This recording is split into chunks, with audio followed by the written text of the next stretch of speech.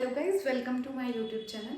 बहुत सारे लोगों ने क्वेश्चन किया था कि मैम अपनी सैलरी की आप एक वीडियो लेकर आइए जिसमें आप बताइए कि कैसे हमारी जो सैलरी है एफसीआई में AG3 जो है उसकी कैसे सैलरी जनरेट होती है, क्या क्या बेनिफिट्स मिलते हैं। तो चलिए आज हम इस वीडियो में एफसीआई की जो सैलरी स्लिप, जो करंट मेरी जनवरी की पे स्लिप थी, उसके बारे में हम थोड़ा सा नज़र डालते हैं और आपकी क्या सैलरी हो सकती है उसके बारे में भी मैं आप सभी लोगों को बताना चाहती हूँ। तो सबसे पहले हम जानेंगे कि एफसीआई जो AG3 है उसकी जो सैलरी स्ट्रक्चर है वो कैसा होता है। तो अर्निंग पार्ट में, ये मेरी सैलरी की मैं बात कर रही हूँ, जो अर्निंग है, अर्निंग में हमारा आता है बेसिक, डीए, एचआरए और 32% फ्रिंज बेनिफिट। ये आप सभी लोगों को बता दूं, जो एक न्यू एम्प्लॉय होता है, जो कि मेरे को इंक्रीमेंट मिल गया है, तो मेरा जो है बेसिक वो 2950 हो गया है, 29,050। लेकिन जब कोई जो न्यूली रिक्रूट होता है उसका 28,200 उसका बेसिक होता है।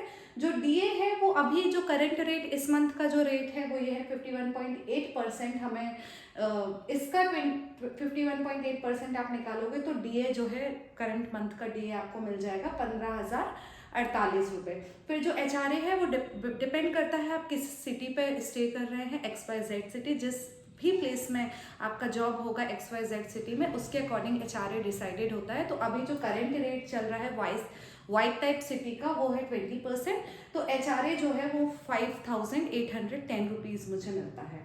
लेकिन सबसे अच्छी बात जो एफसीआई की है वो ये है कि अब हर एम्प्लॉय को 32% fringe benefit, FB fringe benefit मिलने लगा है। बेसिक का 32% हर एक एम्प्लॉय को एज अ फ्रिंज बेनिफिट उसकी सैलरी में एड ऑन होने लगा है। दैट मीन्स 9296 रुपीज़ बेसिक का 32%, 9296 रुपीज़ हमें 32% फ्रिंज बेनिफिट के तौर पर मिलता है। तो टोटल अगर मैं अपने अर्निंग की बात करूँ तो 59,204 रुपीज़ मुझे अर्निंग के तौर पर एफसीआई मुझे देती है। लेकिन इसके अलावा कुछ डिडक्शंस होते हैं। डिडक्शंस कुछ ऐसे हैं कि सोशल सिक्योरिटी स्कीम में आपका 500 रुपी डिडक्ट होता है, बेनेवोलेंट फंड रिकवरी में 150 रुपये, मेडिकल के 250 रुपी, एनपीएस में 882 रुपीज़ और सीपीएफ में 5292 रुपीज़। सबसे अच्छी बात एफसीआई की ये है कि यहाँ पर दोनों टाइप की स्कीम्स है, एनपीएस भी है, सीपीएफ भी है।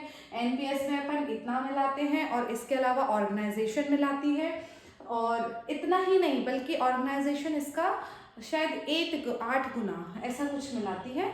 मैं एग्जैक्टली श्योर नहीं हूँ। तो एनपीएस यहाँ पर एनपीएस का है अपना इतना डिडक्शन करता है और इसके अलावा ऑर्गेनाइजेशन एड ऑन करती है, और साथ ही सीपीएफ जो है अपना इतना डिडक्ट होता है और ऑर्गेनाइजेशन भी इस पर एड ऑन करती है। तो यहाँ पर एफसीआई में आपको दोनों टाइप की स्कीम मिलेंगी। जैसे बैंकिंग में आपने देखा होगा कि वहाँ पर कुछ बैंक्स में वहाँ पे सिर्फ एनपीएस की फैसिलिटी होती है, लेकिन यहाँ पर दोनों है, एनपीएस और सीपीएफ दोनों है।